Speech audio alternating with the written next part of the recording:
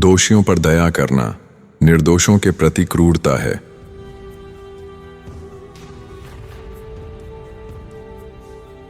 सबसे पहली चीज जो तुम्हें जाननी चाहिए वह तुम स्वयं हो। जो व्यक्ति खुद को जानता है वह अपने ही व्यवहार को एक दर्शक की तरह देख सकता है।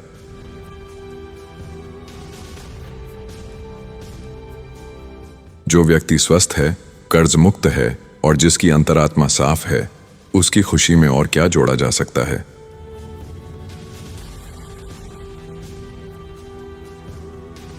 अधिकांश अमीरों के लिए धन का मुख्य सुख धन के प्रदर्शन में ही होता है।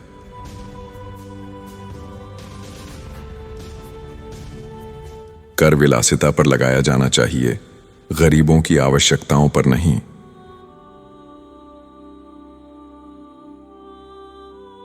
सरकार जिस कला को सबसे जल्दी सीखती है वह है जनता की जेब से पैसा निकालने की कला।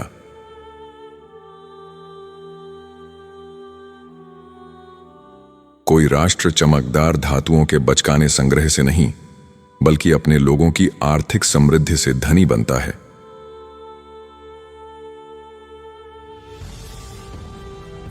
हर व्यक्ति अमीर या गरीब इस आधार पर होता है कि वह जीवन की आवश्यकताओं, सुविधाओं और मनोरंजन का कितना आनंद उठा सकता है।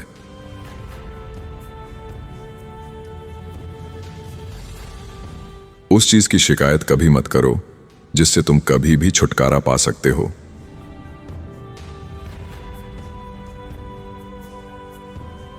जिस समाज के अधिकांश लोग गरीब और दुखी हों, वह कभी वास्तव में समृद्ध और सुखी नहीं हो सकता।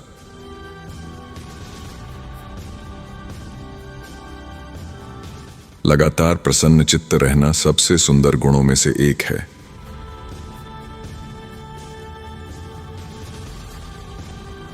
किसी ने कभी यह नहीं देखा कि एक कुत्ता दूसरे कुत्ते के साथ सोच समझकर एक हड्डी के बदले दूसरी हड्डी का निष्पक्ष लेन देन करे।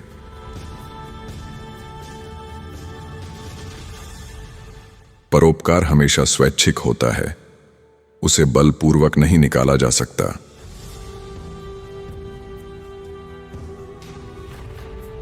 जहां बड़ी संपत्ति होती है वहां बड़ी असमानता भी होती है।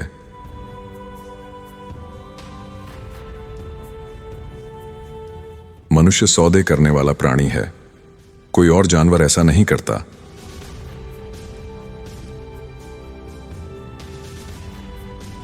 हमें वही व्यक्ति सबसे प्रिय लगता है जो हमें उसी महत्व से देखता है जिस महत्व से हम स्वयं को देखते हैं।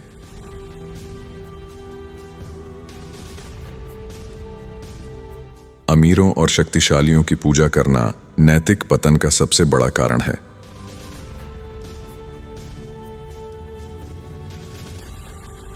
भिखारी के अलावा कोई भी व्यक्ति दूसरों की दया पर निर्भर रहना पसंद नहीं करता।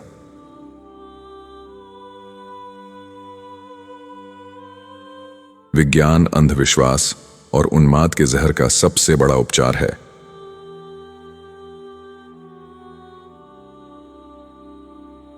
किसी भी वस्तु की वास्तविक कीमत उसे पाने में लगाया गया श्रम और कष्ट है।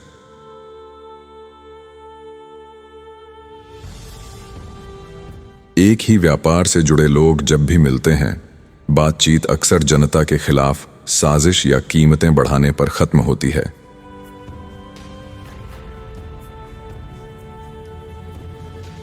सद्गुण को दुर्गुण से अधिक डरना चाहिए क्योंकि उसकी अति पर अंतरात्मा का नियंत्रण नहीं होता।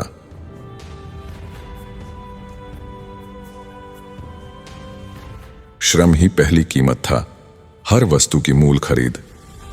दुनिया की सारी संपत्ति मूल रूप से सोने चांदी से नहीं बल्कि श्रम से खरीदी गई थी।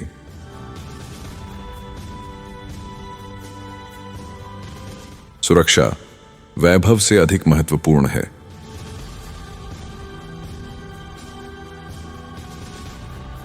शिक्षा का बड़ा रहस्य यह है कि घमंड को सही दिशा दी जाए।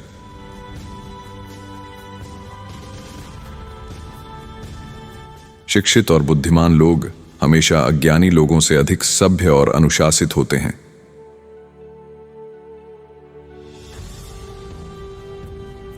संदेह के नगर से आगे बढ़ते हुए मुझे अनिश्चितता की घाटी से गुजरना पड़ा।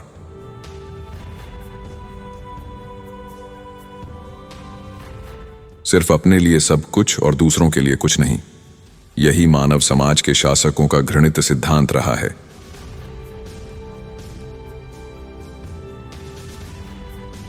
गरीबों का अधिकांश खर्च जीवन की आवश्यकताओं पर होता है, जबकि अमीरों का खर्च विलासिता और दिखावे पर। इसीलिए यह अनुचित नहीं कि अमीर लोग सार्वजनिक खर्च में अपनी आय से अधिक अनुपात में योगदान दें।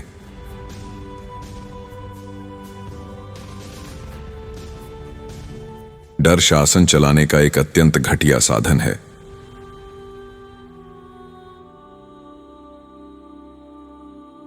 पैसे की कमी से अधिक आम शिकायत कोई नहीं है।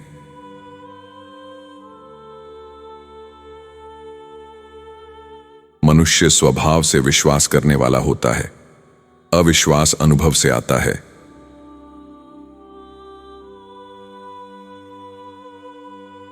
रोजगार उतनी ही मात्रा में पैदा होते हैं जितनी मात्रा में पूंजी लगाई जाती है।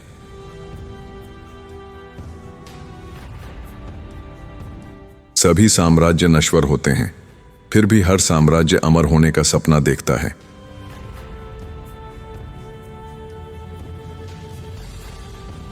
यदि मेहनत करने या न करने पर लाभ समान हो तो लापरवाही और टाल मटोल स्वाभाविक हो जाती है।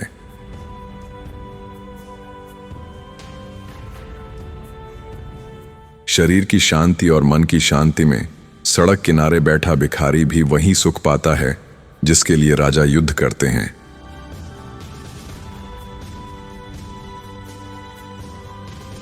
मानवता स्त्री का गुण है और उदारता पुरुष का।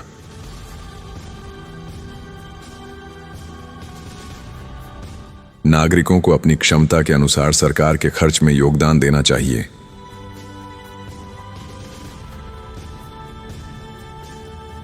पूंजी बचत से बढ़ती है और फिजूल खर्ची से घटती है।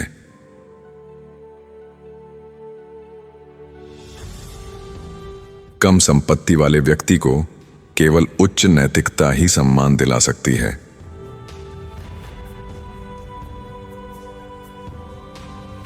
जो समझदारी एक परिवार के लिए सही है, वही किसी बड़े राज्य के लिए मूर्खता नहीं हो सकती।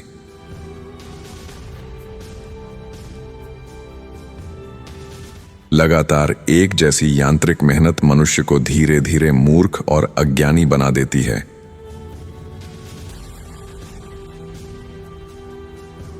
एक ही पेशे के लोग जब भी इकट्ठा होते हैं, चाहे मनोरंजन के लिए ही क्यों न हो, बातचीत अंततः जनता के विरुद्ध किसी साजिश या कीमतें बढ़ाने की योजना पर जाकर खत्म होती है।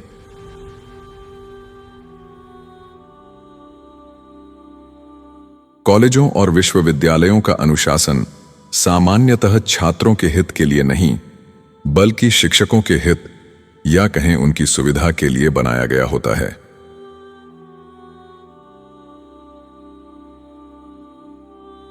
वास्तविकता में किसी भी देश में न्याय कभी निःशुल्क नहीं रहा है। कम से कम वकीलों को तो पक्षकारों द्वारा भुगतान करना ही पड़ता है, और यदि ऐसा न हो तो वे अपना काम और भी खराब ढंग से करेंगे।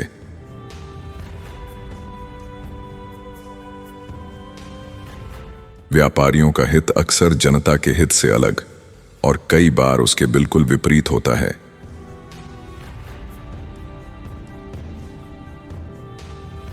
यह सिद्ध करने का प्रयास ही हास्यास्पद है कि संपत्ति पैसा नहीं है, बल्कि वह है जो पैसे से खरीदा जा सकता है।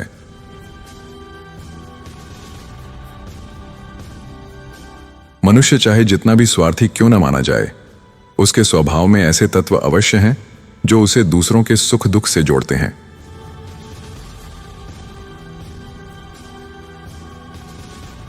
चीनी, रम और तंबाकू जीवन की आवश्यक वस्तुएं नहीं हैं, फिर भी इनका व्यापक उपभोग होता है।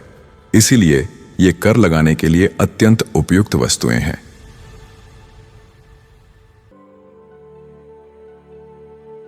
शराब की सस्ती उपलब्धता नशे की नहीं, बल्कि संयम की वजह बनती है। जो चीज रोजमर्रा की आदत बन जाती है, उसमें लोग बहुत कम अति करते हैं। इसके विपरीत जिन देशों में अंगूर नहीं होते और शराब महंगी व दुर्लभ होती है, वहां नशाखोरी एक सामान्य बुराई बन जाती है।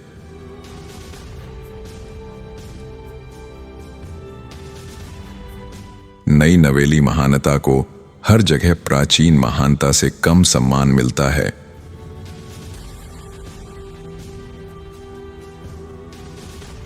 क्रोध हमें प्रकृति ने रक्षा के लिए दिया है और केवल रक्षा के लिए। यह न्याय की सुरक्षा और निर्दोषता की ढाल है।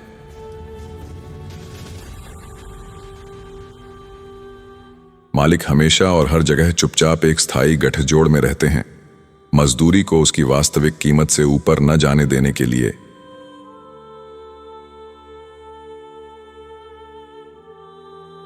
हर व्यक्ति अपने स्वार्थ के लिए कार्य करता है, पर वह अनजाने में एक अदृश्य हाथ द्वारा समाज के हित को भी आगे बढ़ा देता है।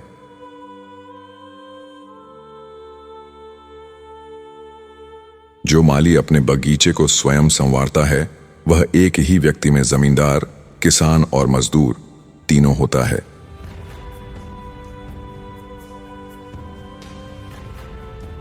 सभ्य समाज में साधारण जनता की शिक्षा पर सार्वजनिक ध्यान उच्च वर्ग से भी अधिक आवश्यक है।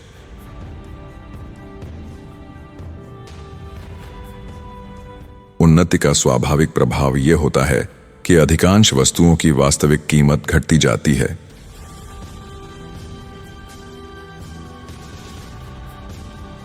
दूसरों के दुख के प्रति हमारी सहानुभूति का स्रोत यही है कि हम कल्पना में स्वयं को उनके स्थान पर रखकर उनका कष्ट अनुभव करते हैं।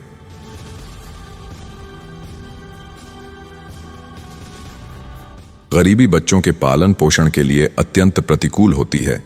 बीज तो उगता है, पर कठोर परिस्थितियों में शीघ्र नष्ट हो जाता है। सबसे पहले दिल से धन्यवाद। आपने ये वीडियो पूरा देखा। इसका मतलब है कि आप मेरी मेहनत और इस सफर से जुड़े हैं। मैं बिना किसी स्पॉन्सर के अपने समय और जुनून से ये कंटेंट बना रहा हूँ। YouTube से ज्यादा आमदनी नहीं होती। अगर आप चाहें तो UPI के जरिए छोटी सी सहायता कर सकते हैं। QR कोड स्क्रीन पर है। किसी भी UPI ऐप से स्कैन किया जा सकता है। आपका हर सहयोग मेरे लिए एक नई ताकत है। फिर मिलेंगे एक नए वीडियो में। धन्यवाद।